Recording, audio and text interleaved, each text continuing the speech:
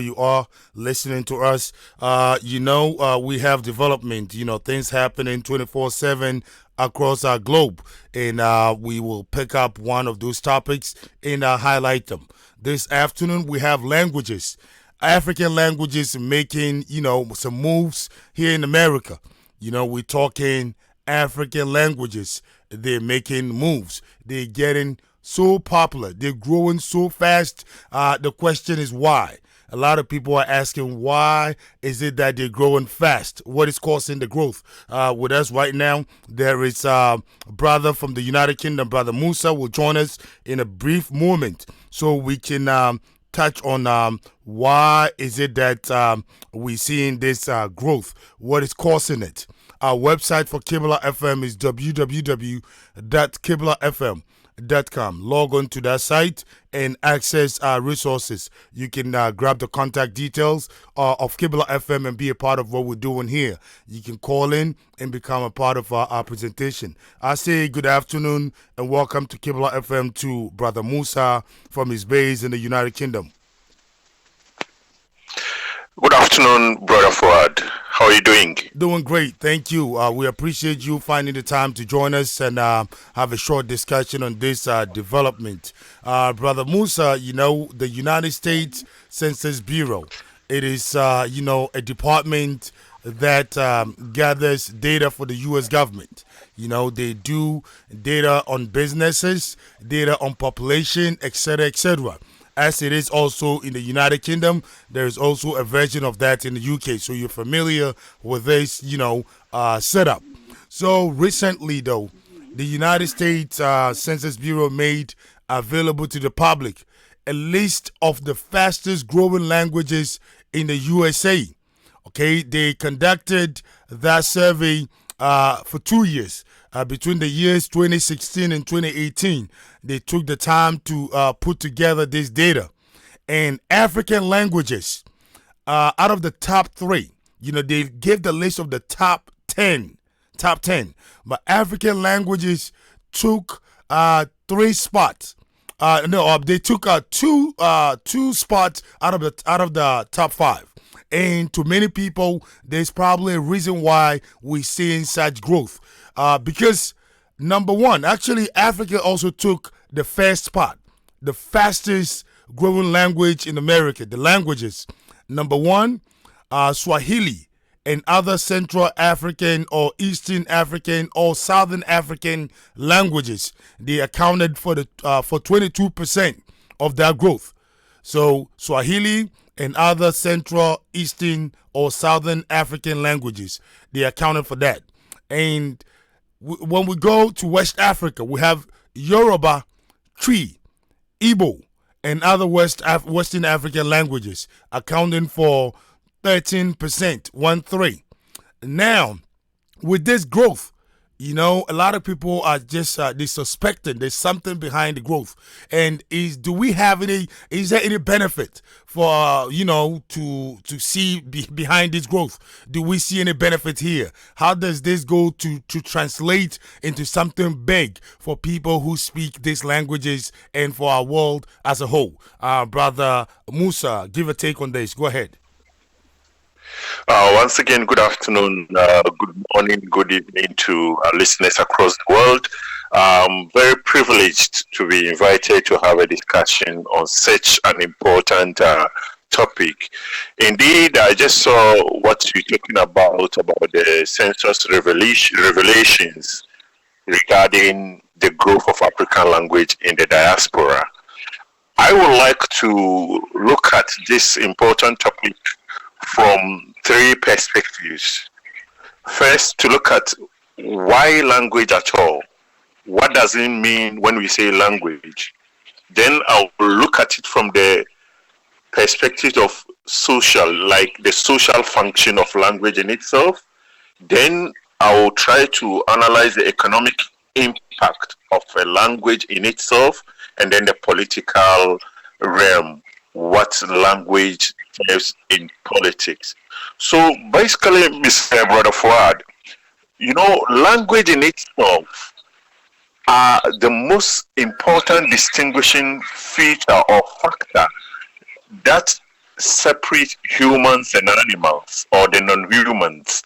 Every society, wherever, the biggest and the most important characteristic of that society is language, because it is the only means by which we can communicate our values, our beliefs, and our customs.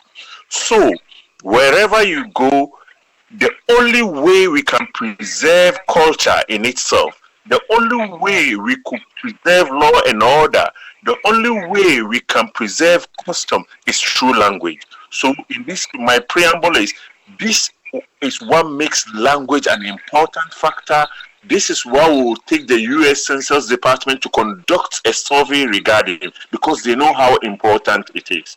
First, Brother Fuad, I would like to look at it from the social perspective. Language, socially, it brings or it fosters the feeling of group identity and solidarity. When you have two people different, or you have people in the community speaking different languages, there will be what we call tension, because we don't understand each other. So in order to foster group loyalty, to formalize solidarity, language is a key. So when you have a group of people speaking one language, the tendency of a conflict reduces. This is what socially, if you want to look at it from that perspective, that is for the group. When we come to the individual, for the individual basis, it serves as the basis for personality development. Brother Ford, are you with me? Oh, we're listening. We're listening. Yes, sir. Yeah. And then this same issue drives our life to the, or like I said, it distinguishes us, it makes us unique. So socially, if you are an individual, so when we say somebody is uncultured, he's not sociable, it's because he's lacking, because he can't integrate properly. So we, the third, fourth generation immigrants abroad, the only thing that will make us fit in a community or society is to speak the language of that society. So socially, the Europeans, the Americans have realized how important it is. So they introduce, even in the UK, for instance, before you can get their citizenship, no matter who you are, you have to pass an English test. This, they are doing it, people will not make sense out of it, but because they want you to integrate. When there is integration, then you can absorb their norms, their values, and their beliefs. So this is the basis of the introduction of language, and this is what they seek to achieve.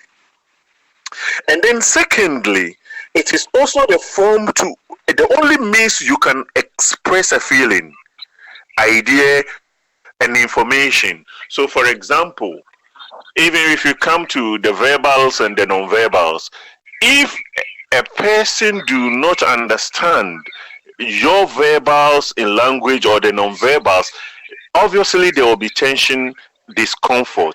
For example, if you come from Africa and somebody make a particular gesture here abroad, if you don't integrate or you don't understand what is an insult in Africa, is like a high five abroad. Particularly in the Nigerian setting, somebody will show you the five fingers. All that means is an insult to you. But in certain cultures, it is a different definition of it altogether. So it is through understanding one's language that you get to integrate. That's why they are very particular about we understanding the language. But now, this is for them. But for the African and the non-English speaking people, what does it benefit us?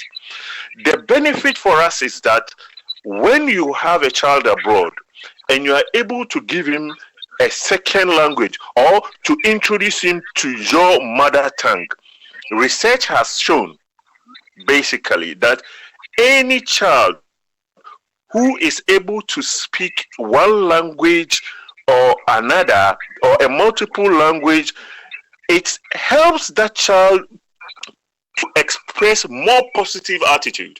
So what it is that if you have a child who speaks your language or Hausa tree at home, but he's able to also integrate fully with the normal language of the land, for example, English, your child comes with an advantage because he can express positive attitude. Basically, he can integrate his values with the normally or the generality or general values of the community. So here he has an advantage. He can relate positively. He can deal with racism when he comes because he had another standard compared to the normal standard. So what we are saying is that reintroducing our children to their mother tongues originally, it's a gift, it's an advantage they are having that the people they live with don't have. And it opens their mind and it makes them associate with other cultures. And this comes handy, Brother Fuad, when we go to the political function of language. Now, all over the world, there's a wave of dual citizenship. You have all the education abroad, you don't fit properly. The best thing you will or where you will be accepted is when you go back home. The political environment had made it possible that you can hold two citizenship. Now, to be able to give back to the society of your ancestors, you need to connect with their language. So here, parents abroad, we have to say thank you for all this you are doing, because if you do, you are the best engineer and you can't go home and communicate and to express your knowledge to the people, you become useless. So point. what it is that when you are able to speak your language abroad and you've been inculcated, when you come home and you are giving back to society, you are able to relate to their values, you are able to relate to their beliefs, and you are able to relate to their culture. So these are a very, very big plus. And another side of the political angle too is, you know, Brother Fuad, the world and the West are very intelligent. Do you know that the next biggest business hub is Africa? Definitely. So they know that Africa is going to become the fastest growing economy in the world because God has gifted them with all the natural resources. In Europe, in the Americas, they have depleted all they have. They are living on the benefit of services. So, in order to be able to exploit Africa, you should be able to relate. In this case, language. Interesting. Now, if you say today all the mobile phones, technological things we are doing, the raw materials are in Africa. Do you go and force them? War is over. Slavery is over. The only way is to integrate, to speak the language of the people, then you can exploit what they have for your benefit. So you see them, they are not stupid. They are not paying for people to learn second language because of the fun of it. So these are what we call the latent view of learning second languages, in this case to the advantage of the West or wherever we are. But the manifest is we see it as a development, interaction, being able to communicate, and to be able to foster relationship among our or all groups and all cultures. Awesome. It is also important to Go ahead. Okay, come in. Yeah. Go ahead. We're listening.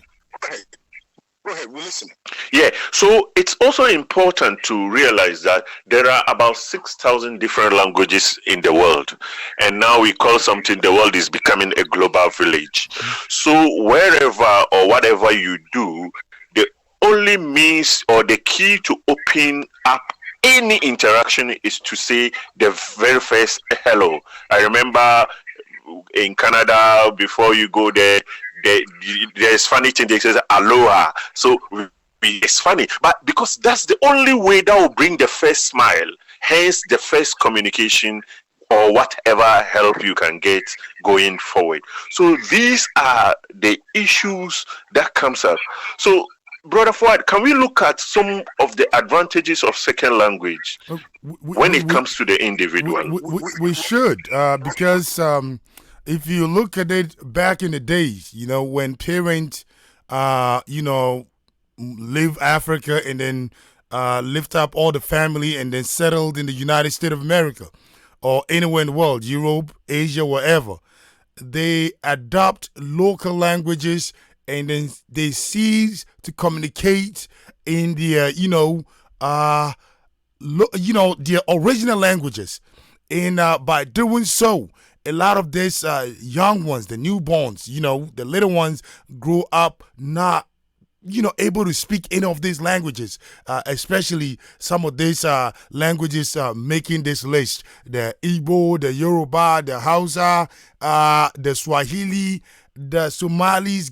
Look at the list goes on and on. So a lot of Africans used to have that problem. They used to just say, "Hey, they in America, example, or they in Germany or whatever." They're going to speak one language and they pick usually the language of the host nation. It is very important to learn the language of the host nation, but not knowing your own language is just, I don't think it's a good idea. So this is good news that at least the languages, these African languages are growing so fast in America, and this same group of people who belong to these various tribes, etc., they also learning English. So it's a win-win situation.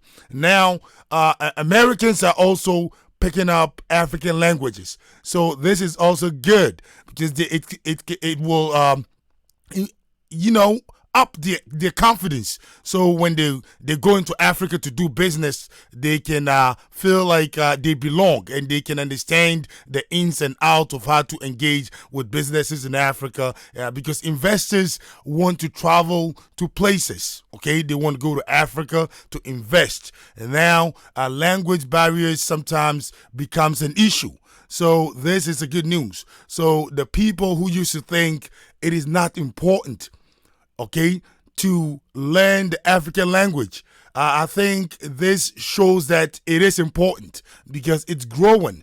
And when they say it's growing, it does not say that it is only Africans who are speaking it or who are picking up African languages and growing these numbers. No, you have, non-Africans who go to school just to learn African languages. So it is a collective effort that is pushing up these numbers and, giving relevance to these African languages. So I think it's a good news. Now, go ahead, Brother Musa, and make that contribution that you had on the sideline. Go ahead.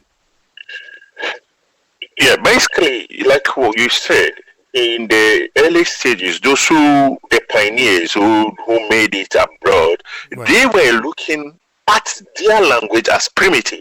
Unfortunately, they thought whatever the West has it all. So if you are not able to slang, you look down upon. If you are not able to copy, if you are seen speaking any other thing there, you are laughed at because it's not their fault. They are only paying the penalty of taking the lead. But experience has shown that anybody who is able to maintain his mother tongue alongside the host nation's language has a higher advantage compared to the locals. So we cannot blame them so much. They did their best, and this is where we are. So, like I said, some of the advantages of maintaining your language and attaching it to whatever language you have is very, very important here. Yes, sir. We're listening. Hello? Yes, go ahead. Yes, sir. Yeah, it's very important because if you can speak a language other than the one or the universal, you have a very positive impact of when it comes to career advancement. Because we are now, everybody is now boasting of being bilingual and whatever. So to be able to fit in an international occupation or career, you need a second language. Like I mentioned earlier, now people with dual citizenship can go home and hold sensitive position, which is high earning, and they are giving back to society. Can you believe somebody goes into a community, he don't understand the culture, he will mess up. Giving a simple vaccine will bring a chaos. I remember one of my professor was working with some of the NGOs. They came to a community where they have a problem with water, simple water.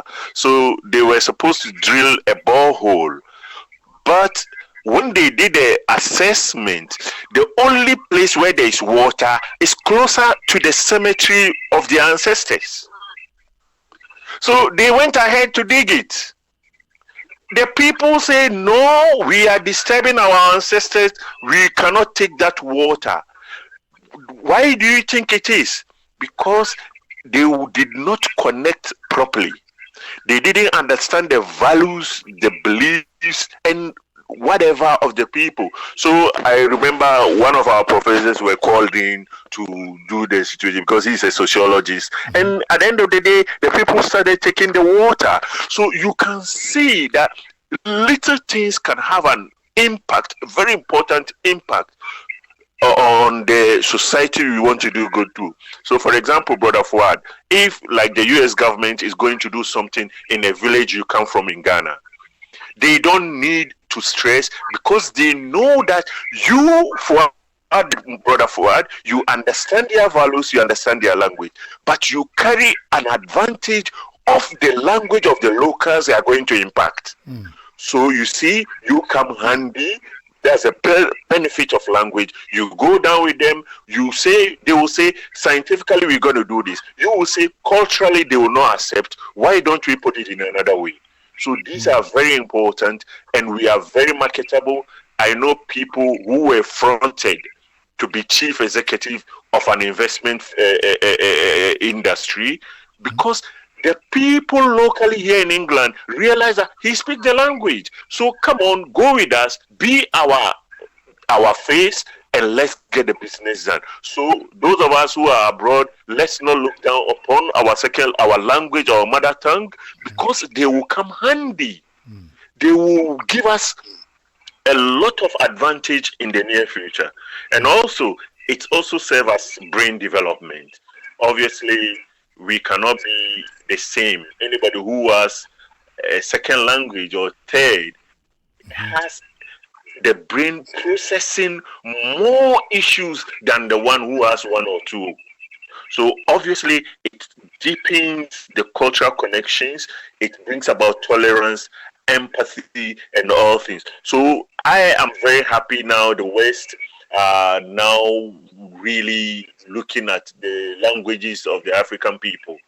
Recently, Brother Fuad, the Chinese came to our university to give a free Chinese course. People were laughing at them. Do they know what they are doing with their money? Brother Fuad, this is the only way you can dominate the world. When England gave BBC or BBC radio to the villages, they were connecting, they were giving free BBC. People thought 100 years ago they were stupid. Now, to be able to show class, you need to speak English. To be able to even buy a product, you need the leaflet in English. Why did they do that? They have given you their language for free. Now you have to chase them for what they have.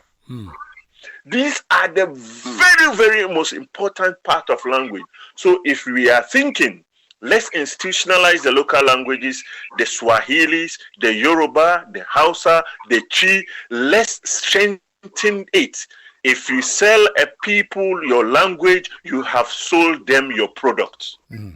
Now, who can do transaction without English? So when they were giving you BBC News for free, you think they are stupid? They weren't.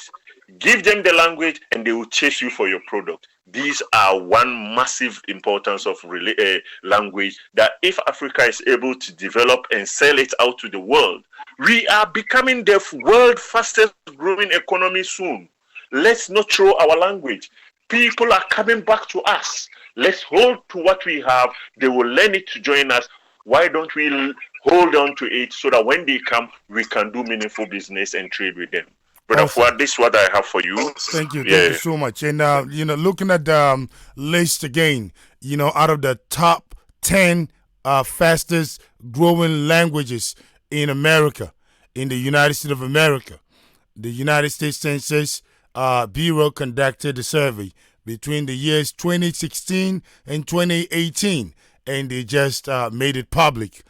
Swahili and other Central / Eastern / Southern African languages accounted for 22% of the dominance, of the growth.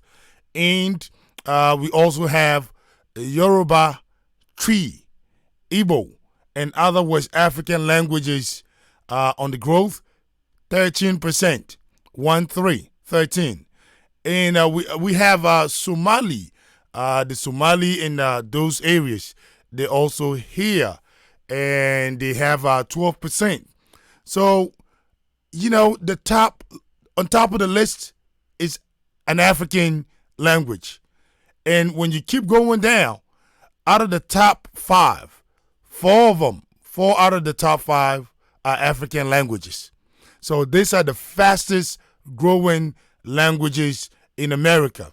And as the brother said, it comes with benefit, great benefit. And we hope that it impacts the people that speak that language in a positive way. So if you have a young one, okay, you're new in America, do not throw away your second language or those many important languages that you came into America with.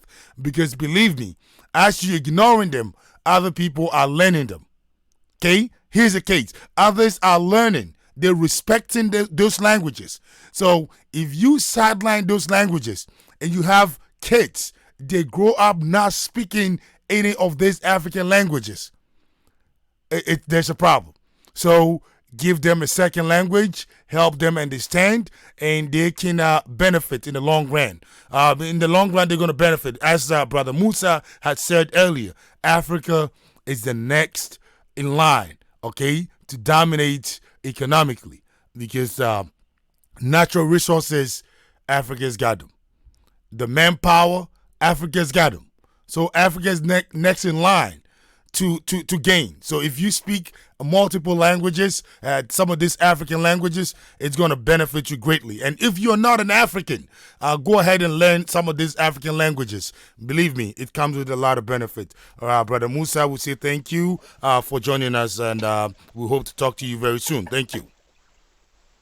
Thank you. You're welcome. Have a nice. Awesome. Log on to our website, Kibla FM, www.kiblafm.com for more, and grab our contact details and be a part of what we do here. So if you have anything, a comment, any suggestions, you're welcome to reach out to Kibla FM and we'll get back to you. Until our next presentation, my name is Fuad Omar. I say peace.